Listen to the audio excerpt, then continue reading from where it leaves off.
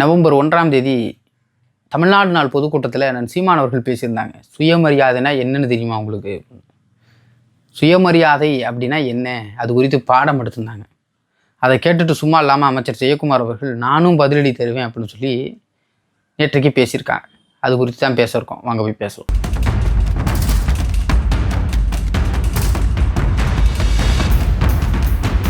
அனைவருக்கும் வணக்கம். நான் உங்கள் புகழேந்தி. நீண்ட நாட்களுக்கு பிறகு உங்களோட எனக்கு பெருமகிழ்ச்சி. நேற்றைக்கு அமைச்சர் ஜெயக்குமார் அவர்கள் அண்ணன் சீமான் அவர்களுக்கு பதிலடி தரேன்னு சொல்லி யாருமே சிந்திக்காத விதத்தில் சிந்தித்து ஒரு பதில் சொல்லியிருக்கார். என்ன பண்ணால் நவம்பர் 1ஆம் தேதி தமிழ்நாடு நாள் பொதுக்கூட்டத்தில் அண்ணன் சீமான் அவர்கள் சுயமரியாதைனா என்னென்னு தெரியாத தமிழ்னு ஆகிப்போச்சு. திராவிடம் தான் சுயமரியாதையை கற்றுக் கொடுத்துன்னு சொல்லுவாங்க.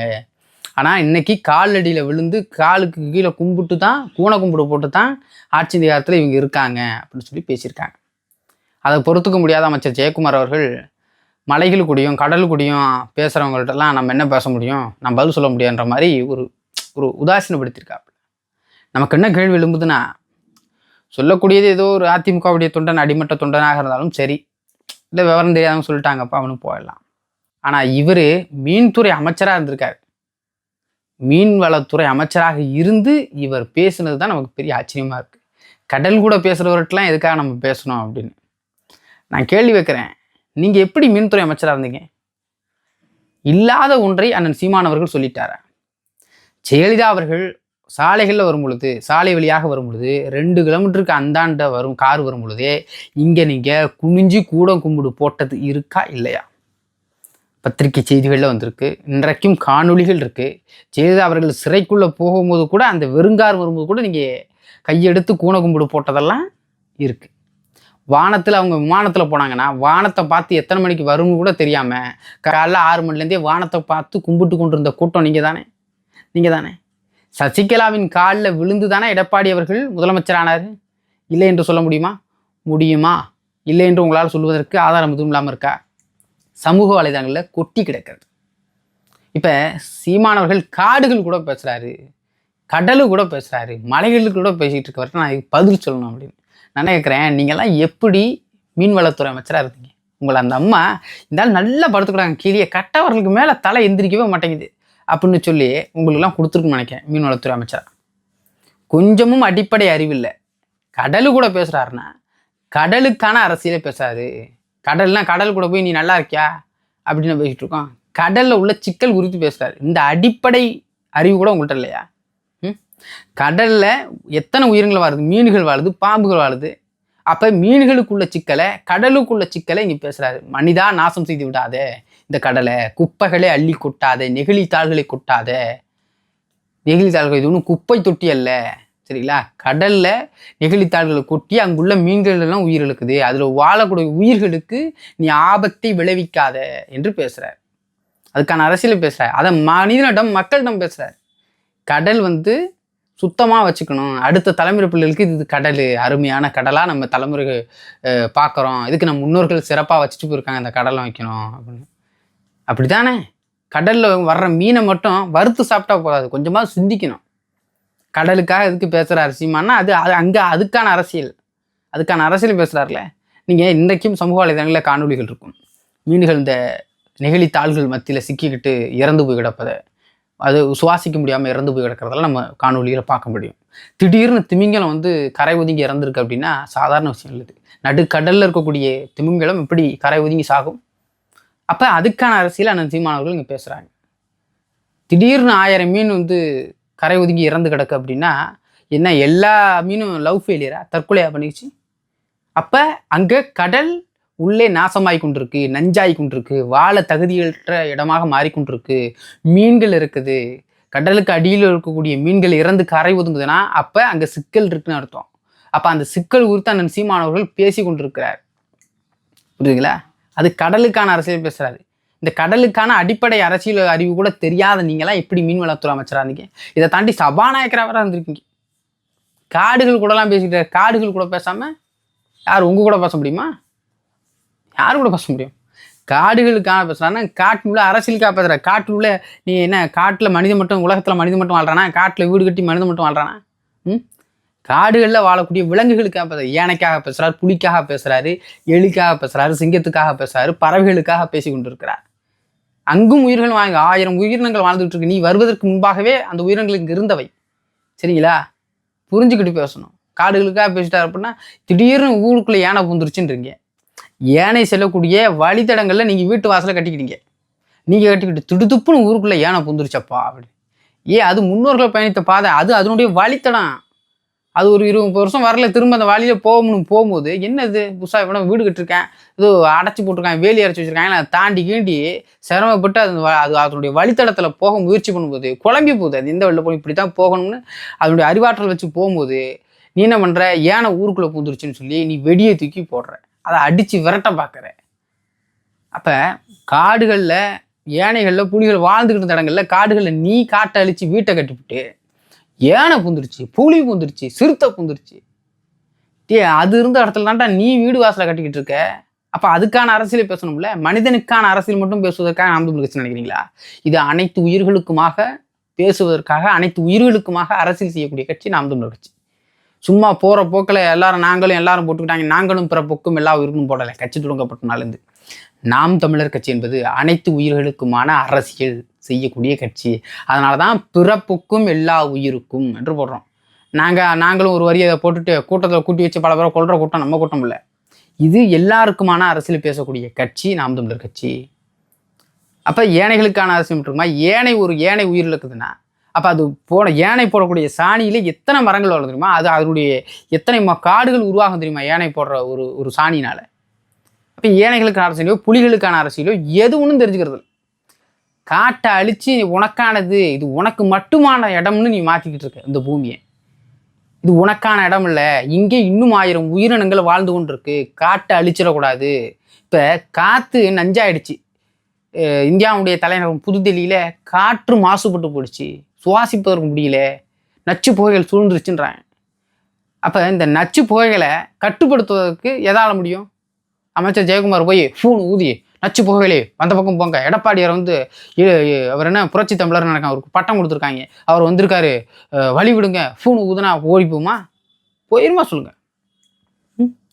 மரம் நடணும், மரம் நட்டு இந்த நச்சு புகைகளை கட்டுப்படுத்தணும். மரம் நட்டு காடுகளை உருவாக்கணும். காடுகளை உருவாக்கும் போது தான் மழை பெறும். மழை பெறுந்தால் தான் மண்ணின் வளம் பெறும். மண்ணின் வளம் பெறுஞ்சால் தான் நீ சாப்பிட முடியும். அப்படியே வீட்டில் உட்காந்துக்கிட்டு நான் 3 வேளை மீனியே தின்னுட்டு இருப்பியா? எப்படி? இது காட்டுக்கான அரசியல், காடுகளுக்கான அரசியல், காடுக்குள்ள வாழக்கூடிய உயிர்களுக்கான அரசியலை பேசுகிறோம். மலைகள் கூட பேசுகிறாரு அப்படின்னா தண்ணி குடிக்கிறியா இல்லையா? தண்ணி எப்படி வரும்? ஏன்னா உங்கள் வீட்டு குழாயை திறந்த உடனே வந்துடுமா? மழை இருக்கணும். மழை இல்லைன்னா மழை எப்படி பிடிக்கும்? மழை பிடிஞ்சால் தானே அருவிலேருந்து தானே ஆறுலேருந்து தானே நீர் இப்படி தானே உனக்கு உருவாகும். குளம் குட்டை இதுலேருந்து தான் தண்ணி விட்டு குடிச்சிக்கிட்டு இருந்தேன். இன்னைக்கு வீட்டில் கேனில் வாட்டர் வந்துருச்சுன்னா மறந்துடுவியா? காடுகளும் மலைகளும் நமக்கு தேவை. காடுகள் மலைகளில் இருக்கக்கூடிய காடு அதனுடைய குளிர்ச்சியின் தாக்கமாக தண்ணீர் மழை பெய்யுது. மலையிலிருந்து அருவியிலிருந்து ஆறுலேருந்து அப்படி வருது. அதனுடைய தொடர்ச்சி, இயற்கை உயிரியல் தொடர்ச்சி அது. உங்களுக்கு மலை, ஆஹா மலை, இதில் உள்ள மரம் எத்தனை இருக்குது, இந்த மரத்தை வெட்டுனா அவ்வளோ பொழைச்சிக்கலாமா, நல்ல வருமானம் பார்க்கலாமே, அப்படி சிந்திக்கக்கூடிய மூளை தானே உங்கள் மூளை. எப்படி சிந்திக்கும் மூளை? இது மலை, இது அடுத்த தலைமுறை பிள்ளைகளுக்கு நாம் எடுத்து கொண்டு போய் வைக்கணும். அப்போ எதுக்காக அதை அடுத்த தலைமுறை கொண்டு போகணும்? இந்த மலையினால எவ்வளோ பயன் இருக்குது அது குறித்து சிந்திக்கக்கூடிய தலைவன் அண்ணன் சீமான் அவர்கள். நீங்கள் அது குறித்தா சிந்திப்பீங்க? இந்த கான்ட்ராக்ட் எடுத்தால் எவ்வளோ சம்பாதிக்கலாம், இந்த முறை ஆட்சி பிடிச்சோன்னா இந்த வீட்டை வாங்கிடணும், இந்த இத்தனை ஏக்கர் நம்ம நிலத்தை எழுதிடணும், அப்படி இல்லை உங்கள் புத்தி இருக்கும். சுயமரியாதை குறித்து உங்களுக்கு என்ன தெரியுமோல? உலகம் முழுவதும் பல்வேறு நிலப்பரப்புகளை ஆண்டான் ராஜேந்திர சோழன். போன உடனே வாள் எடுத்துக்கிட்டு அப்படி இன்னும் சண்டை போட்டான், இல்லை அப்படியே மண்டிக்கிட்டு உங்கள் இடத்த நான் போர் செய்ய வந்திருக்கேன், எனக்கு கொடுத்துருக்கீங்களா அந்த இடத்த நான் கொடி நட்டு நான் ஆண்டுக்கவா அப்படின்னு சொல்லியிருப்பான். சண்டை போட்டிருப்பான்ல, சண்டை போட்டு தன் வீரத்தை நிரூபித்து அப்படி இல்லை அவன் ஆட்சியின் அதிகாரத்தில் உட்காந்துருப்பாங்க, அரியணை ஏறியிருப்பான். போன உடனே காலில் விழுந்து இங்கே அமைச்சர் சீட்டுக்கு எம்எல்ஏ சீட்டுக்கு கொடுக்குற மாதிரி கை காலில் விழுந்து அப்படியே வாங்கியிருப்பான். தமிழனுடைய மாண்பு என்ன, தமிழனுடைய வீரம் என்ன, அதை கொண்டு போய் அடகு வச்சுட்டு சரிதான் காலில் விழுந்து கிடந்தீங்க, டயரை தொட்டு கும்பிட்டீங்க, அதெல்லாம் நடந்த கதை தானே. கார் சும்மா போனாலும் நீங்கள் படுத்துருவீங்க, ஐயோ அம்மா தான் வர்றாங்கன்னு நினச்சி. அப்படி தானே நீங்கள் இருந்தீங்க. இது சொல்லாத அண்ணன் சீமான் அவர்கள் சொல்லிட்ட மாதிரியும் பார்த்து பேசுங்க, பார்த்து பேசுங்க. மாடுகளுக்கு கூட பேசுகிறாரு. அவர்கிட்ட நான் எதுக்கு பேசணும்னா, மாடுகளுக்காக பேசணும். மாடு உங்ககிட்டயா மாடு பேச முடியும்? மாடுகள்கிட்ட தான் பேசணும். மாட்டுக்கான அரசியல் பேசணும். தமிழனுடைய பண்பாடு பாரம்பரியத்தினுடைய மாடு எங்கே போச்சுன்னு கேட்கணும்ல. அமைச்சர் நீங்கள் ஆட்சி அதிகாரத்தில் இருந்தீங்க, உங்களுக்கு தெரியுமா? மாடுகள்கிட்ட தான் பேச முடியும். பின்னாடி உங்கள் மண்டைக்கிட்டே பேச முடியும்? மாடும் மலையும் காடும் எதுக்காக உங்கள் மண்டை எதுக்காக பயன்படுமா? எதுக்கு பயன்படும்? சும்மா என்னத்தையா பேசக்கூடாது. இங்கே தமிழர்களுடைய பாரம்பரிய மாடு எங்கே போச்சு? இன்னைக்கு கலப்பின மாடுகள், ஜெர்சி மாடுகளை கொண்டு வந்து இங்கே பயன்படுத்தக்கூடிய நிலைமையாக வந்துச்சு. உருவானது எப்படி உருவானது? இப்போ நாட்டு மாடுகளை அழிக்கப்பட்டிருக்க, அது குறித்து கவலை இருக்கா உங்களுக்கு? உங்களுக்கு எப்படி கவலை இருக்கும்? இந்த மாட்டை என்ன பண்ணலாம், வெட்டுனா சாப்பிட்லாம், அப்படி தான் சிந்திக்க தோணும் உங்களுக்கு. இந்த மாட்டை அழிச்சிடலாம், மலையை அழிச்சிடலாம், காட்டை அழிச்சிடலாம், அழிச்சிட்டு நீ மட்டுமே பணத்தை வச்சு மட்டுமே வாழ போறியா? காடுகள் குறித்தும் மலைகள் குறித்தும் மண்ணின் குறித்தும் சிந்திக்கக்கூடியவர்கள் தான் அடுத்த தலைமுறைகளுக்கான அரசியல் செய்யக்கூடியவர் தான் அண்ணன் சீமான் அவர்கள். இது அடுத்த தலைமுறைகளுக்கான அரசியல், இது உங்களுக்கான அரசியல் இல்லை, இது அடுத்த தலைமுறை பிள்ளைகளுக்கான அரசியல் என்று ஒவ்வொரு மேடையிலும் பேசுறாரு. ஒரு மூத்த அமைச்சர் நீங்க அண்ணன் சீமான் பேச்சு கட்டுறது இல்லையா? என்னதான் ஒரு புதுசாக ஒரு கட்சி தொடங்கி 10 வருஷமா பேசிக்கிட்டு இருக்காருன்னு. எது குறித்தும் கவலை இல்லை. எங்கே எவ்வளோ அடிக்கலான்ற இது மட்டும்தான் இருக்கும் உங்களுக்கு. இப்போ இங்கே கடலுக்கான அரசியல் பேச வேண்டிய தேவை இருக்குது, காட்டுக்கான அரசியல் பேச வேண்டிய தேவை இருக்குது, மண்ணுக்கான அரசியல் பேசக்கூடிய தேவை இருக்குது, மலைகளுக்கான அரசியல் பேசியாகணும். உங்களுக்கு மலை, அதை வெட்டினா விற்றா எவ்வளோ காசு வரும் அதுதான் சிந்திப்பீங்க. காட்டுக்குள்ளே போனால் எத்தனை மரத்தை வெட்டி எவ்வளோக்கு விற்கலான்னு பார்க்கலாம், ஏற்றலாம்னு. கடலில் எத்தனை திமிங்கலம் நடக்கும், எவ்வளோ மீன் இருக்கும், அவ்வளோதான். அது கடலில் என்ன பண்ணலாம், அதை வச்சு என்ன வருமானம் இருக்குது, அதில் கொள்ளையடிக்க முடியுமா, இது குறித்து தான் சிந்திப்பீங்க. ஆறு தண்ணியை நிறுத்தினா மணல் அள்ளி நல்லா விற்கலாம். அடுத்த தலைமுறை பிள்ளைகளுக்கு கடல்னா இதுதான், இவ்வளோ சுத்தமாக எங்கள் முன்னோர்கள் எங்களிடம் ஒப்படைச்சாங்க, அதை உங்ககிட்ட ஒப்படைக்கிறோம், நீங்கள் சுத்தமாக ஒப்படைங்க அப்படின்னு அடுத்த தலைமுறை பிள்ளைகளுக்கான அரசியலை செய்து கொண்டிருக்கிறார். இது காடு. இங்கே புலிகள், எலிகள், யானைகள், சிங்கங்கள் என்று வாழ்ந்து கொண்டிருக்கு. இவர்களை தொந்தரவு செய்யாமல் நான் வாழ்வது எப்படி என்று இந்த அடுத்த தலைமுறை பிள்ளைகளுக்கு சொல்லணும். அது இல்லை அரசியல். இது இந்த காடு பத்திரமா, இந்த மலையை நாம் பாதுகாப்பு வைக்கணும். இந்த மலை இருந்தால் தான் மழை வளம் நமக்கு இருக்கும், மழை வளம் இருந்தால் தான் தண்ணீர் இருக்கும், நீர் வரத்து இருக்கும், மண் வளம் பாதுகாக்க முடியும். இதில் இருந்தால் உணவு, உயிர், அனைத்து உயிர்களுக்குமான அரசியல் இங்கே இருந்தால் தொடங்குது. இது குறித்து பேசுபவன் தலைவன். டயருக்கு கீழே படுத்திருந்து அமைச்சர் பதவிகளை பெற்றுக்கொண்டு வாழ்வோன் மனிதன் அல்ல. நீங்கள் செய்யக்கூடியதெல்லாம் உங்கள் தனிப்பட்ட குடும்பங்களுக்காக நீங்கள் இந்த அரசியலை செஞ்சுக்கிட்டு இருக்கீங்க. ஆனால் அண்ணன் சீமான் அவர்களோ நாம் தமிழர் கட்சியோ அப்படி அல்ல. கட்சி தொடங்கப்பட்ட காலத்திலேயே பிறப்புக்கும் எல்லா உயிருக்கும் என்று போட்டு அனைத்து உயிர்களுக்குமாக பேசக்கூடியது நாம் தமிழர் கட்சியும் அண்ணன் சீமான் அவர்களும் தான். இந்த கட்சியை அப்படித்தான் அண்ணன் சீமான் அவர்கள் சிறப்பாக வழி நடத்திக்கிட்டு இருக்காரு. பொட்டியை வாங்கிட்டு படுத்துக்கிட்டு லெவலு, சரிங்களா? காடு சார்ந்த வளமும் பற்றி பேசுகிறாரு. ஒரு மனிதன் பிறந்தான்னா அவன் ஒரு மரத்தையாவது நட்டு வளர்க்கணும்னா அவன் வாழ்ந்ததுக்கான பயனே இல்லை. வங்காரி மாத்தாய் சொல்கிறாங்க. இங்கே பல கோடி பணத்திட்டம்னு அண்ணன் சீமானவர்கள் தான் சுற்றுச்சூழல் பாசறையை வச்சு நாம் தமிழர் கட்சின்னு வச்சு அதில் பல கோடி பணத்திட்டங்களை மரங்கள் நட்டுக்கிட்டு இருக்கோம். உங்களை போல இல்லை.